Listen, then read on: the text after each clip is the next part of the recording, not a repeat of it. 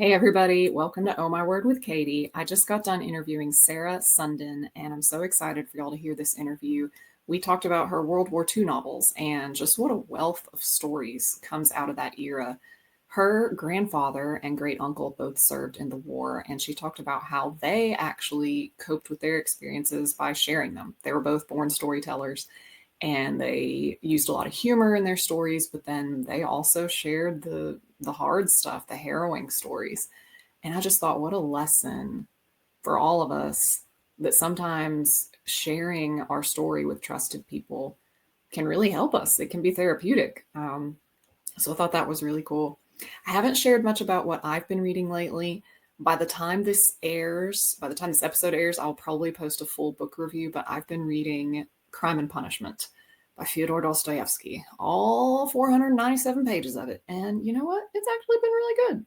So you will probably hear about that before this episode airs. But in the meantime, without any further ado, please enjoy my interview with Sarah Sundin. Hey everybody, and welcome to Oh My Word with Katie, the show where we hear from Christian authors, give you amazing book recommendations, and marvel at all the ways that God shows up in words and stories. I'm your host, Katie Ginn, and today's guest is Sarah Sundin. Am I saying that right? That's correct. Okay, Sundin. Sarah Sundin. She writes Sundin. Sundin, yeah. Okay. Sarah writes World War II novels, including I can't remember if this will just released or if it's about to release when this episode comes out. Mists Over the Channel Islands. Gorgeous cover here. And we're going to get into that later in the show. Very excited to talk about this book. But Sarah, thanks so much for being on the show today. Oh, you're welcome. Thank you for having me. And you're based on the West Coast, correct? Yes, I'm in Southern California. Southern California.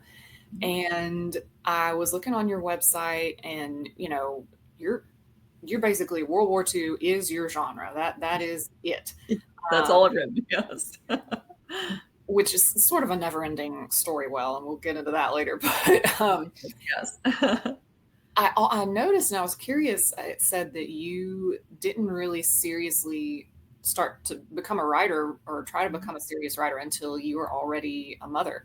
So in the meantime, you've got a chemistry degree and a doctor of pharmacy, and so two very different things. How did all that come about? Well, that wasn't my plan. I loved pharmacy. I loved science, and pharmacy was a great way to use science to help people. And those are my two great loves at that time. And the other nice thing about pharmacy was it allowed me to work on call.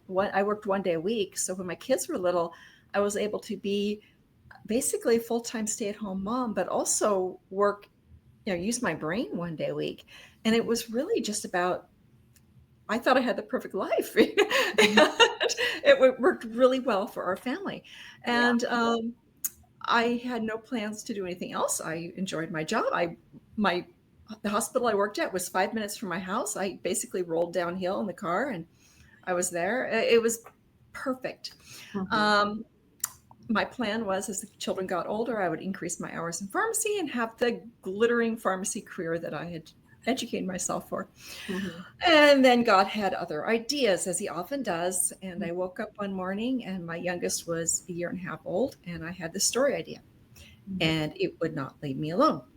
And I was washing diapers and running the carpool and, sitting in soccer practice with my 3 kids. And this story idea would not leave my head. It was almost an obsession. My husband said it was an obsession. So maybe it was, but it would not leave my head. And I had to write this story. And so I was writing it everywhere. I was writing it on the soccer field. I was writing it during nap time. I wrote a scene on a napkin in line at Disneyland once. I mean, it just would not leave me alone.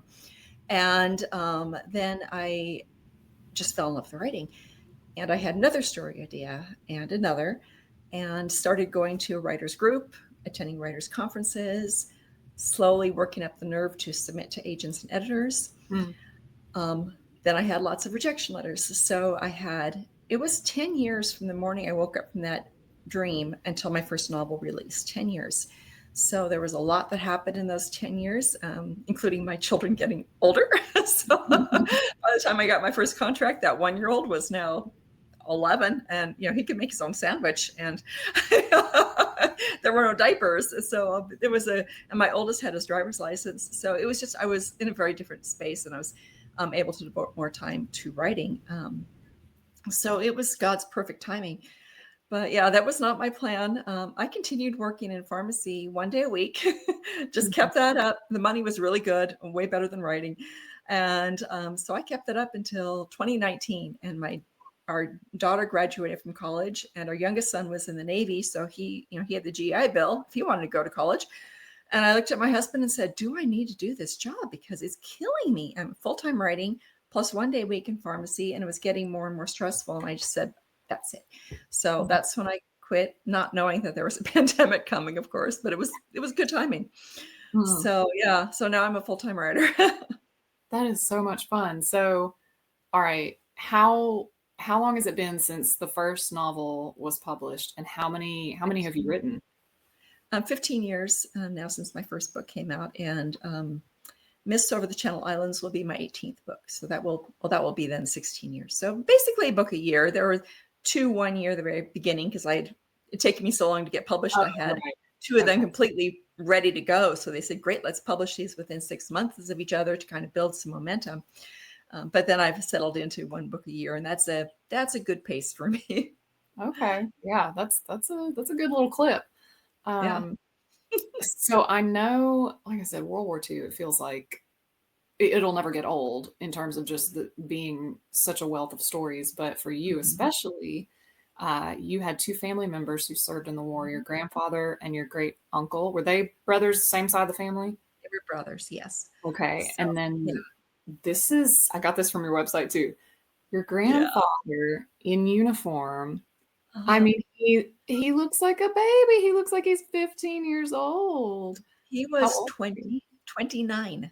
He was Oh, married, and he had my father. He had a 1-year-old boy, 2-year-old boy at the time. So yeah, okay. he looked a lot younger than he really was. Okay. Wow. But yeah, he was still, I mean, now I look at 29, that's my daughter's age. Like, that's a baby. Yeah. Yeah. And today's 29-year-olds just, they're not equipped for, for the things that the greatest generation went through. So he and your great grandfather, 2 brothers, both enlisted. What kind of experiences did they have in the war? Oh, very different, but they're both my heroes. And so my great uncle was already it was the Army Air Corps at the time. It became the U.S. Army Air Forces in 1941, I think it was. But he was training to be a B-17 crew member. And he was on December 6th, 1941, he and a squadron of 12 B-17s, he was a navigator on one of those B-17s, took off en route for the Philippines. And that was a very long leg for the B-17s. So they carried as much fuel as they could. They didn't have the guns with them. We were at peace. And they had to stop at a little island on the way there to refuel, a place called Oahu, Pearl Harbor. So they literally flew in to Pearl Harbor during the attack. They took off. America was at peace, and they landed. They were getting shot at by everybody. So it was pretty miraculous that let's see, there were about 10 men on each plane, so 120 men. Only one was killed, and he was killed on the ground. So they Wow. basically survived. Most of the planes were destroyed, but a lot of crash landings and stuff. But yeah, so he went on and he flew a combat tour from Australia, and then he became a pilot, and then flew another tour from England. So he is the traditional hero. My grandfather was drafted. He was taking on the family business while his brother was gone, and had a wife and child. And but eventually the draft got him. He was in the Navy. He became a pharmacist mate, which was a medic at the time, and he served in a naval hospital on Guam. And he was a storyteller. Now, both of these boys were storytellers, and realizing later, especially after my first book came out, and people started contacting me and saying, my grandfather never told his stories. My father never told his stories. My uncle never told his stories. And realized that was how most of the men coped. They came home and they did not talk about it. They moved on with their lives. That was how they coped with the horrors that they'd seen. But my grandfather, my great uncle, coped by telling stories. So I was blessed to grow up in an environment where I'd heard their stories. So that definitely informed my my writing. Wow. That's so cool. Because yeah, most men who come home from war, they're not just real eager to Yeah, share about all of yeah, that. yeah. Were they sharing the I mean, the grit and the grime and the gore and all of that? Pretty much, almost a lot of humor though. They were both natural storytellers. My Mhm. grandfather, he was a redhead, and so when he told a joke, his face just got bright red, and he'd be, they say don't laugh at your jokes. Well, he laughed at his own jokes, and he'd have the whole room laughing even before he got the punchline because he was just having so much fun giggling, and no one could help but giggle along with him. And he got to the punchline, and Mhm. everybody roared. So they used humor to cope, but they both told the harrowing stories too, and I'd heard the harrowing stories. And my grandfather treated casualties from Okinawa, and he was on a psych ward. So these were men with severe, we call it PTSD now, at the time they called it combat fatigue, but they would come in catatonic, like they couldn't move, they couldn't talk, they were just in complete shock. And he said the worst part was when they came out of it and they would pretty much go wild, and then they'd have to Yeah. restrain them. So yeah, he told some pretty harrowing stories too, and as well as my great uncle, who had a co-pilot shot dead right beside him. And he said Mhm. one time he leaned forward to check on something and a bullet went past his head, and he leaned back and it went back in front of him. So yeah, so he told some stories too. Wow. But I'm thankful they both survived for purely selfish reasons, but also they were outstanding men who really contributed to their communities after they Yeah. came home. But yeah. So when the first story that wouldn't let you go was a World War II story, of Nope. course. It Nope. wasn't? Nope. My first two books were actually contemporary. And it wasn't till, yeah, I know. I was just like, right. It was like a contemporary, like a, not rom-com, it was more just contemporary romance. And they were kind of, I'm looking back at them, they were pretty, there wasn't much to them. There was something about them that grabbed me. The characters grabbed me. But looking back, like, I wouldn't try to publish those now. They weren't very good. Okay. But they got me falling in love with story, realizing I could write a novel. So they serve a huge purpose. Yeah. And the third book I started writing was A Distant Melody, which became my first published book. And that one was inspired by my great uncle because I had this idea and I realized it had to be historical. And I thought maybe World War II because of my family history. And then we were watching a History Channel special on the B-17s. And I Mhm. remember, oh yeah, Uncle Rod was a B-17 pilot. And I thought, huh. And I'm watching these stories like, oh my goodness, and I had an idea that my hero was going to be a pilot. Like, what if I made him a B-17 pilot? Because then I could incorporate my great uncle stories. And they were based in England. Everybody loves England. So I've got a good setting. And it was just, it was that aha moment. And that's when that story really came to life. And as I said, that was 2001. I started writing that one. I didn't start submitting until 2003. It took me 5 years to get a contract, but that was the idea. That was, and since then it's been all World War II, but not Okay. the beginning. Not the Yeah. beginning. Okay. So those first two that were contemporary romances, were they published as well? Thank goodness. I'm very no, I'm very thankful they weren't published because if Amazon self-publishing had been available in 2000, I thought those stories were the best and I would have published them because they were amazing and all my friends thought they were amazing and I would have put them up there and they would still be up there with my name on them. Mhm. And they aren't any good. The first one, to give you an idea how bad it was 750 pages. Oh. Yeah. Basically, every conversation I imagine between the hero and the heroine, I put on paper. Yeah. It was completely disjointed. So, and Mm, there really wasn't much substance to it. It was delightful. The characters were delightful, but there yeah. just wasn't much of a story there. And as I said, that's okay. The whole point of that book was to get me to fall in love with writing and to say, yes, you can complete a novel. Because before that, it seemed like like running a marathon, and I'm not a runner. So I was like, yeah, I can never do that. Um, so you're like, oh, I can finish a novel. And then after that, the second one I think was better, but definitely not publishable. I explored some topics I just don't think would fly. Mm-hmm. But then the third one came along, and I just knew, am I right? And by then I was in a writer's group, and they said, Sarah, this is the one. And I'm like, Mm-hmm. okay. So kept Yeah. at it. So after that, were you pretty much hooked on World War II? Was that a conscious decision to stay in that vein? Yeah. And it's funny now because World War II is such a hot genre, but when I was trying to get published in the mid 2000s, no one wanted it. No one wanted historical fiction at all. And if they did, they would often say, we don't want historical fiction. And we definitely don't World War II. And you see all the editors, I'd be at a conference and all the editors and agents are like, nope, nope, nope. They don't want World War II. And I had people saying they loved my writing. They loved my characters. They loved the story, but they could not sell a World War II novel. And I just heard that over and over and over again. And it was very discouraging. And I kept having conversations with the Lord, informing him about the status of the market and that World War II was not selling. And he needed to get with the times and give me an idea for a genre that was popular. And Uh-huh. he just kept saying, finish the trilogy. I'm like, Lord, I kind of know better than you. Yes. So, in my arrogance. So anyway, I obeyed. I just kept writing that trilogy. And it wasn't until, I would say, the first 3, 6, 8, 9 books. I don't know.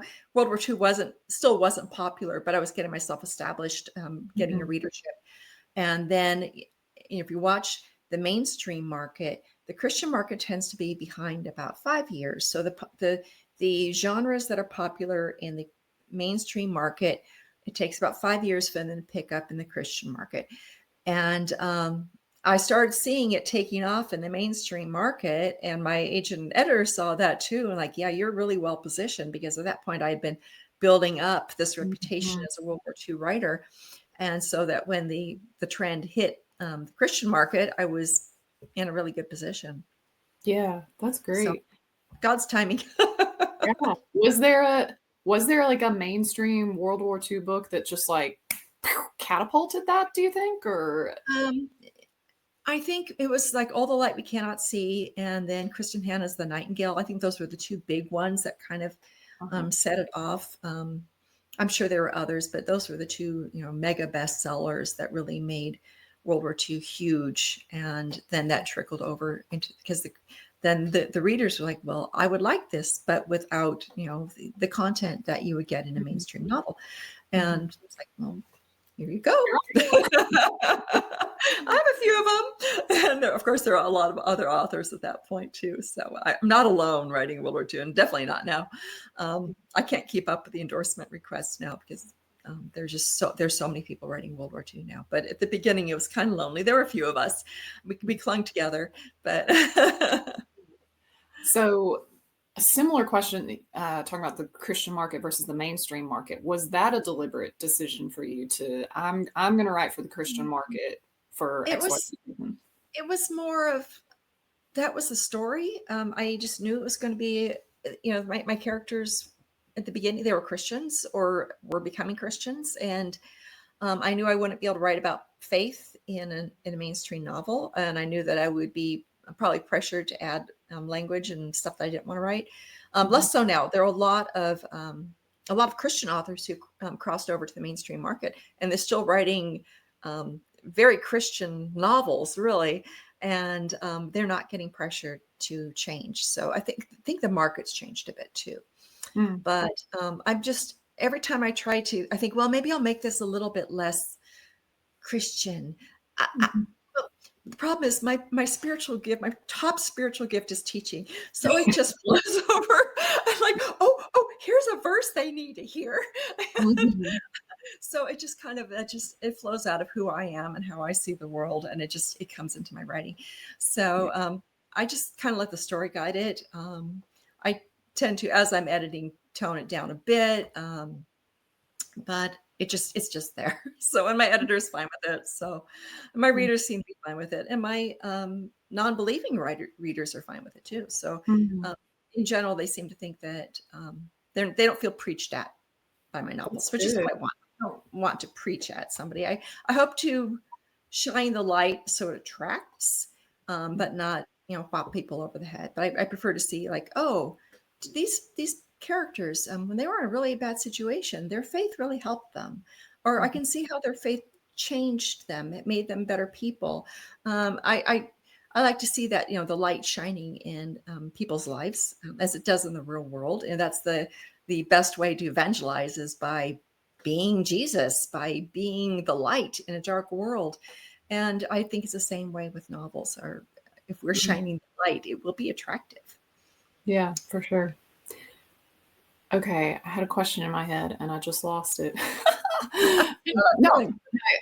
of course. My question is, what attracted you to this particular bit of World War II history that you discuss in Mists Over the Channel Islands with the occupation of the Channel Islands? What attracted Oh, you to that? I've always been fascinated by that. Long before Guernsey Literary, I had heard that they were occupied. This was even before I was writing. I think I read Guernsey before I was published, maybe even before I was writing. I can't remember when I read it.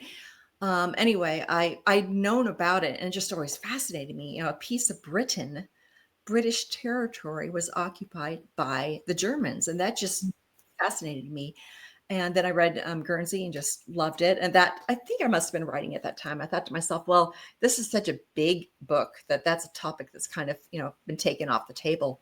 Um, but enough time has passed, and these story ideas just won't leave me alone. Like I really, really want to write about what happened, and that's one of the reasons I picked Jersey for this story was because Guernsey felt taken, if you will, Yeah. and I was glad I chose Jersey because Jersey has some amazing stories, very different from Guernsey, Mm. which is interesting. There are 4 main islands in the Channel Island group, Mhm. and all 4 had completely different experiences, completely different. And you could write 4 completely different novels, and you think, oh, these take Ooh. place in different countries. So, yeah, anyway, I couldn't write about Alderney necessarily because it was completely evacuated and the Germans used it as a massive prison, a slave worker camp. It was Mm. horrific, Mm. horrific. But anyway, very different stories. So, which is one of the challenges I had writing this book because I knew people were going to say, well, where's the potato peel pie? Everybody knows they ate potato peel pie on the Channel Islands. Like, well, I didn't in Jersey because in Jersey, that was one thing they never really ran low on was potatoes Mhm. because that's where the potatoes were grown. They were rationed because they were sending them to Guernsey and they were sending them to France for the Germans, of course, but they still had a plentiful, fairly decent supply of potatoes. So they were never quite at the starvation levels that Yeah. Guernsey was. They also had more cows, so they had more dairy and meat and milk. Mhm. So they were in bad straits, but not nearly as bad as they were on Guernsey. Yeah. So anyway, so that's why I really want to write a story set there. So Yeah. I kind of had to do some sleuthing to find a story that was um, different and felt exciting for me. So Mhm. Well, I feel like you didn't have to look too far because as you described, your grandfather keeping the family business going and then getting drafted, and you have Dr. Ivy Pico in the novel keeping the family business going, yeah, and it's very and common. the pharmacist that she's working with. So you have some Yeah, of that background as well. yeah, that was fun. Yeah. Did was there a character you related to most in this story? um, you know, no, I relate to all of them, and that's when I'm writing. I really kind of become the character. I'm really trying to feel like they are feeling. So I relate really well to all of them. Um, in different ways. So for Ivy, yes, there was definitely that connection with the medicine, and she's a people pleaser, and I'm very much that way too. But I definitely had a lot in common with Garrett too. He's a person who does the right thing, and he wants to see some results, and I can relate to that. And he's an engineer, and my father's an engineer, and my oldest son is an engineer. So it's always, I have a lot of engineers in my stories. I just love them. I think they're just like one of the sweetest. You think that they're so left-brained, and they are, but they are like the kindest, most loyal people, and I just love them. So it was fun to write Garrett as an engineer. Yeah, my dad has a mechanical engineering degree, so I can vouch for it. Yes. And the other thing about your characters, now this is the only book of yours I've read, so I don't know if this is true for the rest of your books, but in this one, I was like, man, first of all, they're faced with all these difficult decisions, not just one, but like one right after the other. Does Fern stay or does she go? And does Charlie, get involved in the spying or does he not? And does Garrett get back in the resistance stuff or does he not? Yeah. And then further decisions beyond that. And Garrett in particular, but all of them, they just seem to, they make the right decision. And sometimes they do it pretty quickly. And they're just like, I could die, but this is the right thing to do. I'm going to do it. And I'm like, so sometimes they seem unrealistically good. I'm putting unrealistic in air quotes. All right. But then on the other hand, not everybody gets a happy ending. There are a couple of deaths. Not everybody has a full redemption arc, so it's not a Hallmark card. No. How do you try to keep that balance, like between being, again, quote unquote, realistic and, wholesome and in the Christian market? Yeah. And I think that's interesting. And I find it interesting that you thought Garrett made quick decisions, because he really bulks, and he Bernardus has to do some.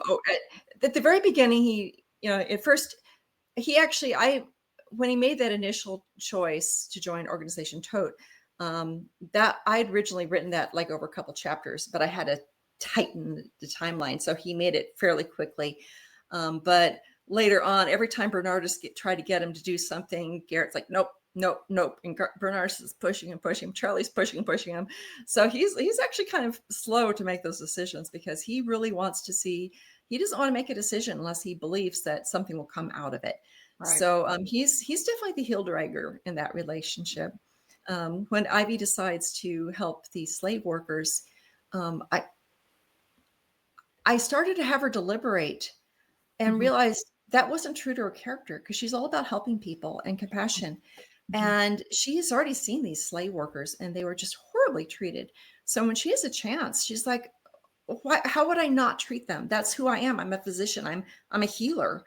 How could I not treat the suffering? So for her, it just wasn't a decision. I mean, the fact that they consider what she's doing illegal, that's what strikes her as odd. The helping the suffering is just like, why would I not help the suffering? How could I not help them to save my own life? That's and at that time, she didn't think her life was at risk, but she knew that prison was a chance. But they didn't really realize how bad the concentration camps were at the time, which is probably good. But she knew there was a risk of prison. But how could she not risk that? If she could save lives of people who are being horribly mistreated. So, Charlie, I think Charlie and Bernardus are the quick risk. That's the personalities. They're impulsive people. They see something, they do it. And that's actually, obviously that got Bernardus in trouble and got Charlie in trouble. And, but of course, Garrett's heel dragging gets him in trouble too. So there's pluses and minuses to both. And I try to show that in my stories, that each personality type has its own strengths and weaknesses. And oftentimes they're flipped. So, somebody who's really strong in something, they're going to be weak in something else, but the other person's going to be strong there. But it's balancing it. It is a challenge, because if your character is not flawed enough, people can't relate to them. Because just like in real life, if I meet somebody who looks like Barbie, has a PhD, and has a black belt in karate, I don't like her. That's not fair. It's not nice, but I don't like her. And then if I talk to her and realize that she has a really hard time keeping her house clean, I'm like, oh, you're my new best friend, because she has a flaw. And now I like her because I can relate to her. So our characters need to have flaws so we can relate to them. However, just like in real life, if we meet somebody who is just piled up with faults and flaws and despair and angst, we kind of keep our distance. We'll help them, but maybe that's the person you see across the room. You're like, hi, sorry, I'm in a hurry, I gotta go. Also not something we are proud of in ourselves. But if we're reading a book and we have to be in the shoes of somebody who's just everything's wrong with this person, we don't want to be there. So it is that balance between relatability and likability, and trying to get that balance right is very difficult. I'm always very conscious of like, what flaws do my characters have? How do they need to grow? And I then challenge them with situations that will make them grow. Ivy has never learned to stand on her own 2 feet. She's dependent on her father. She looks up to her sister, and it isn't until she has her father taken away from her because her father leaves to go with the army, and now she's leaning on her sister and learns that Fern is not a good person to lean on. And so she's really very disoriented. Like, I can't lean on anyone. I've always leaned on someone, and her family's telling her, lean on the Lord, lean on the Lord. And she's trying to figure out, what does that look like? What does it look like to lean on the Lord? And so she's very wobbly, if you will. And she has to learn that she can stand on her own with the Lord beside her. And she's also blind when it comes to Fern, because she's looked up to her so much. And Fern has so much that seems positive to the world.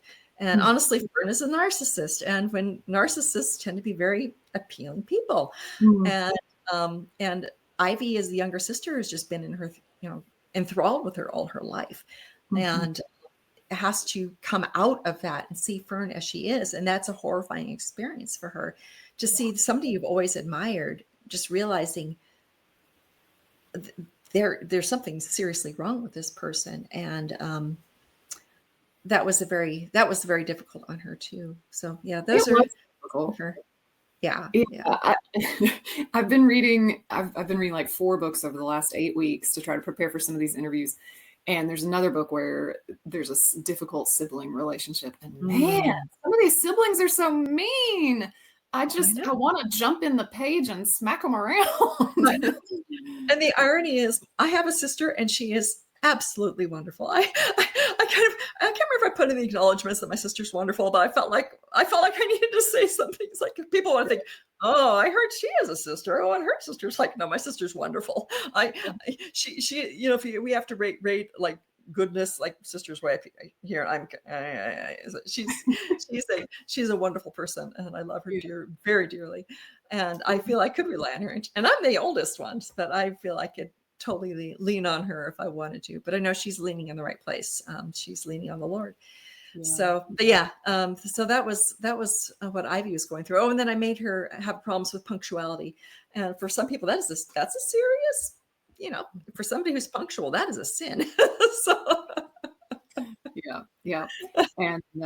And she's an artist, so some of that kind of goes along with the artistic temperament in many ways, or what we think of as the artistic temperament. So yeah, exactly. Just kind of the daydreamy, getting lost in and that's who I am. I was the daydreamer, and Sarah, snap out of it. Come on, we got things to do. And always, running. Up until probably my 30s, I was always behind, always late, turning things in late, couldn't meet any deadlines. I have a very punctual husband who. Well, but you're turning out a book a year, so how are you doing that now? But I've trained myself. I've learned I'm kind of Ivy's journey to learn how to train herself to be more disciplined and organized. And some of that is a little bit reflecting of what I gave her a kitchen timer to help her. And honestly, I have timers set all the time, to the point where my family's like, kitchen timer went off, Sarah. What's it for? Like, oh, that's for the laundry. Just don't let it keep ringing because I need to get up and change the laundry.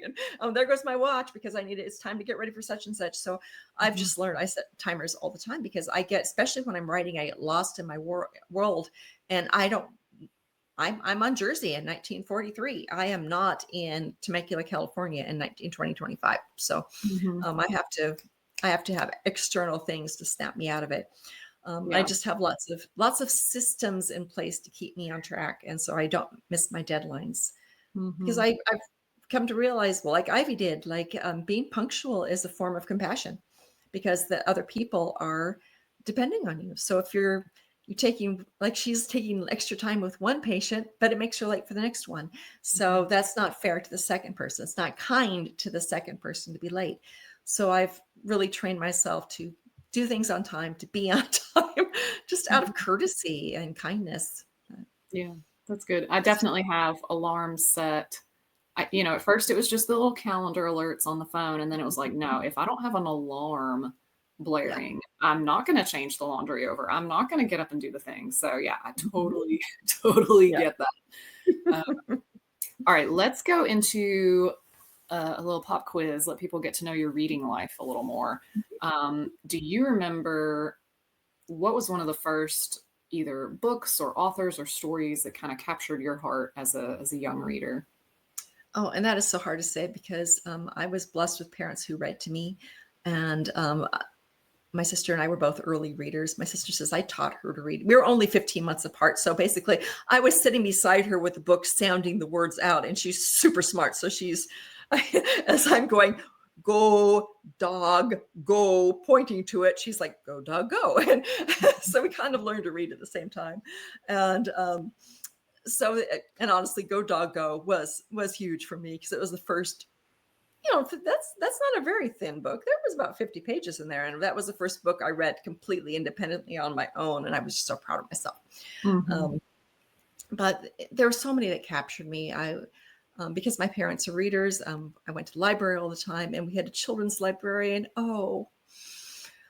She was so delightful. And she just loved my sister and me and just took us under her wing because she saw us as readers and we were all bright-eyed and eager to read. And so she'd take us to her favorite books. And so we read, the Betsy Tacy and Tib books and the Little House books. And my mother had a series that she loved also called with a heroine named Betsy. And I just basically read my way through the children's library, and the same with the school library. So really, really blessed to have that. It was just a delightful childhood for me. Do you have a favorite Bible story? Oh, that depends on the day. And it's fun because right now our pastor is doing a series on the life of David. So it's just really interesting to see. And David is just like such a very human hero. And we're at the point right now, and he makes all these stupid mistakes. And when he trusts in himself, and then on the other hand, he'll turn around and just make these incredibly godly decisions. And so I think his life is just such an example to us of the good and the bad. And I'm so glad the authors of the Bible didn't sanitize those stories. And most histories of the time were very sanitized. If you told the story of their leader, it was their great exploits and aren't they wonderful, heroic people. And with David's like, yeah, he feigned insanity and let spit dribble down his beard. And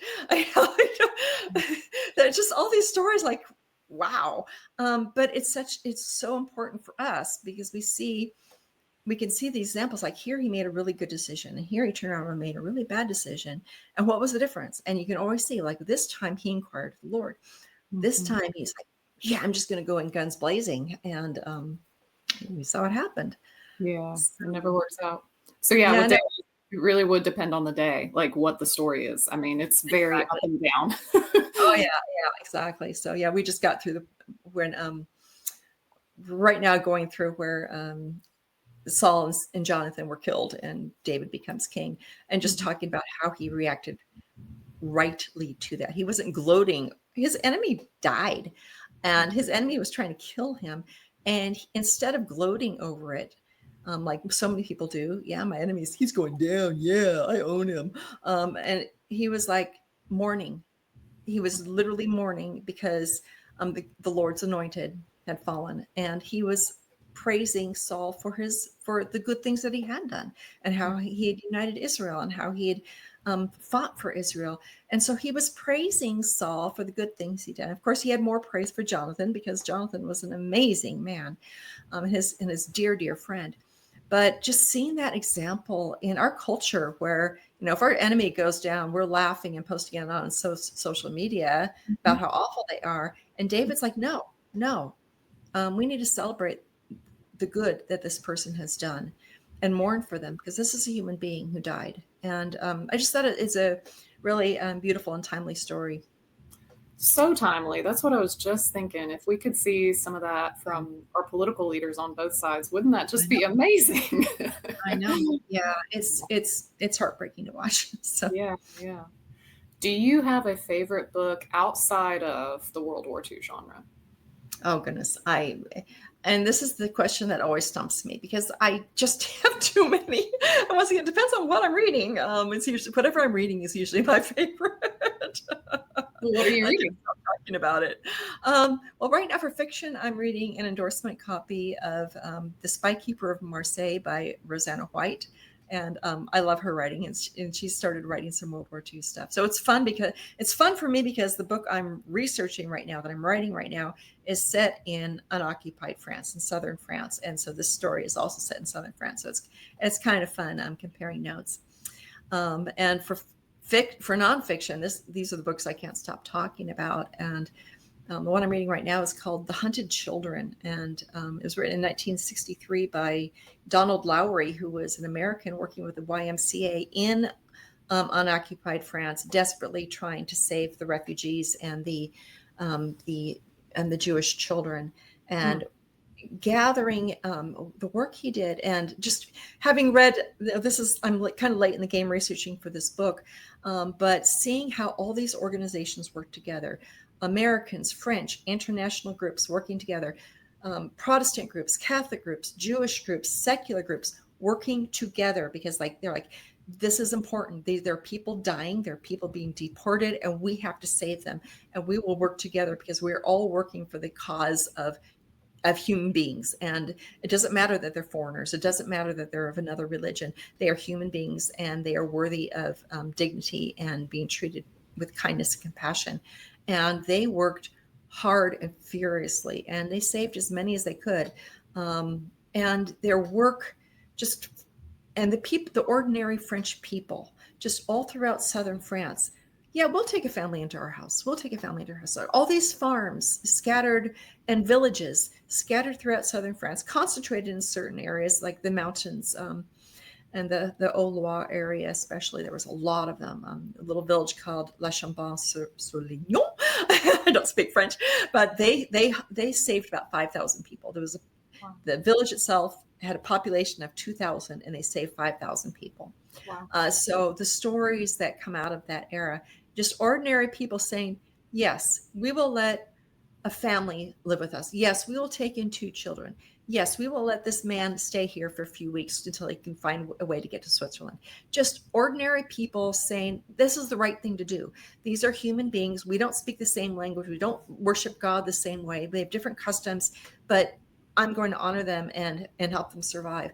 And it happened. It was just phenomenal how many people were saved. It's also sad how many people perished. There were 75,000 Jews who had either from France or who had taken refuge in France, who were deported and killed. So there were 75,000 who weren't saved, but there were 10, 20,000 who were saved, maybe more. I may have my numbers off on that one. But there were many who were saved because of ordinary people, and because of organizations working together and just saying, we will not do this. We will not let this happen. Yeah. There was a cardinal in Lyon who was quoted as saying, you will not have the children. The Vichy police come for these children. And he said, you will not have them. And just great stories like, no, you can't do this. And I'm just Yeah, as you can tell, I'm very excited about this, these stories, and I'm really excited about being able to tell a story of one man and one woman who are doing something to try to help themselves. Very cool. All right. When and where can people buy, I'm going to show the book jacket again, Mists Over the Channel Islands? Well, hopefully everywhere. It is available in bookstores. If your local bookstore doesn't have it, you can ask them to order it for you. And it is available on Amazon, Barnes & Noble, through Baker Bookhouse, which offers really great deals and free shipping. And basically everywhere books are sold. And it's also available as an ebook and an audiobook. Okay, and it's February 3rd. Is that the release February date? 3rd. Yes. Okay, so very soon after this episode releases, it will be available. Yes.